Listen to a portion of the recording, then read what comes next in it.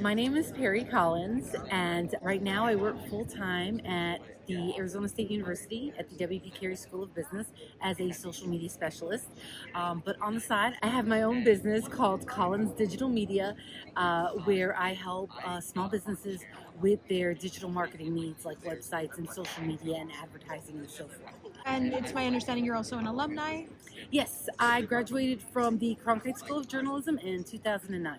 Can you talk about the inspiration behind opening up your businesses? Yeah, absolutely. When I was growing up, I actually come from a family of entrepreneurs. So both my mother and my father and my stepfather have all run their own businesses at various points in their lives. And so it wasn't anything new to me. And one day when I was working, at the Arizona Newspapers Association, a gentleman who ran a newspaper in another part of Arizona said, "Hey, you're really good at this marketing stuff. How about you do this for me on the weekends for my publication and I'll pay you?" And then suddenly it clicked for me that I could do this for myself and make some money doing something that I enjoy. Every business owner has a why. What was your reason for choosing the unconventional route of being an entrepreneur and not just working for a marketing agency? It's hard because I want to be like super serious about my why, but honestly, I am one of those people who likes to try new things all the time. And I don't have like a really hardcore why as to why I started, but I can tell you why I continue. And that's because I love what I do. I enjoy learning new things. I enjoy learning about new organizations, meeting new people and the cool things that they're doing and helping them with what they're trying to accomplish. The great thing about running your own business is that you get to choose the projects.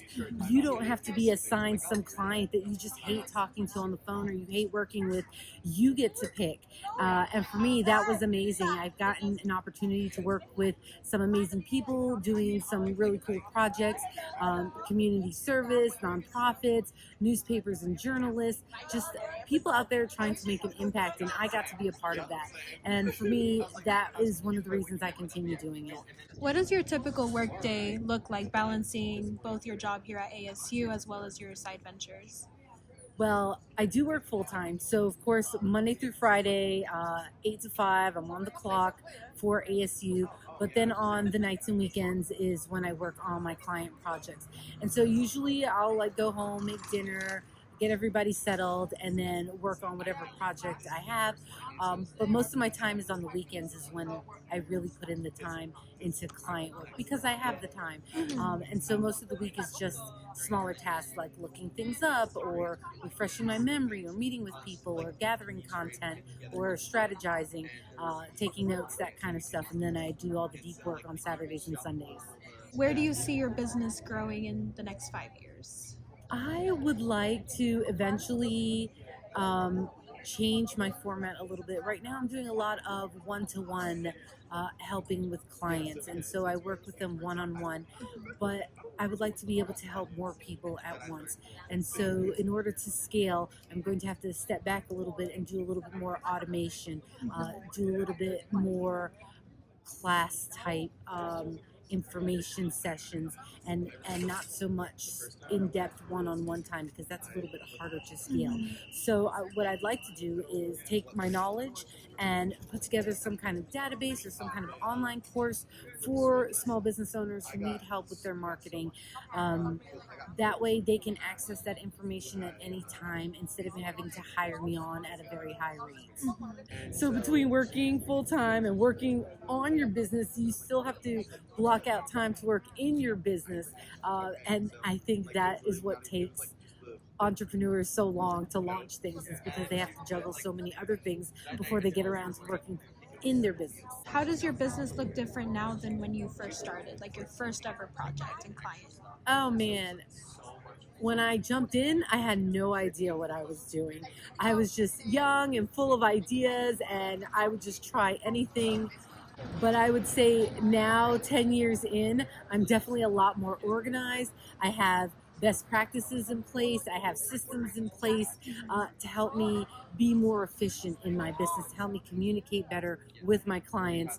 In the beginning, it was like notes everywhere. There were sticky notes, there were notebooks, there were Google Docs, but now everything is more streamlined, so it's easier to find information and stay on task. What is one piece of advice you would offer to someone just starting off on their business journey? The one piece of advice I have is don't be like me, don't just jump in.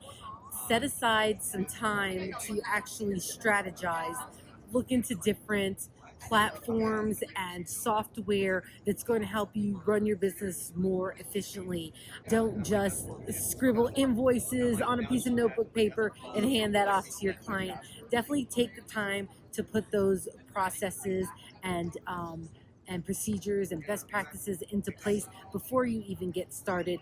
The little bit of time you invest up front getting organized is going to serve you so well in the long run, especially if you scale fast. Is there anything that you would go back and do differently in your business journey? I don't like to live with any regrets. And so I wouldn't necessarily say I would go back and do things differently because everything I've done has taught me a lesson, has made me better, and has led me to where I am today.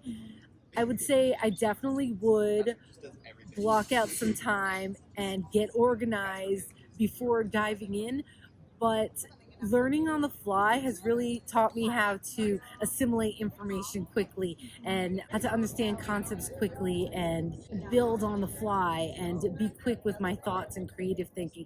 So even that I wouldn't necessarily like say I would go back and change it. I think the longer you're in business, the better you get at it. So if it's your first one, no one does their first anything good. I bet the first version of the Mona Lisa was terrible, right? So the first time you talk to a client, the first website you make, all of that, you're going to look back on it and laugh and think, oh my gosh, that's so juvenile. Look where I am now. I would never do that. But I think those are just growing pains. You need that. You need to learn that. And I know I learn better by doing, and so I think that is one of the reasons I've gotten so successful in business is because I have done so many different things. And if I had to go back, I wouldn't change any of those things, even the negative things, because it's taught me lessons that I need to have now. Like most web developers, my website is under development, but you could always find me at perrycollins.com. I work in social media, so I am on all the platforms at Perri Collins. And if anyone has any questions, they're always welcome to email me, perry@perrycollins.com. I'm happy to, direct people to resources, to connect them with other folks, or even answer any questions they might have.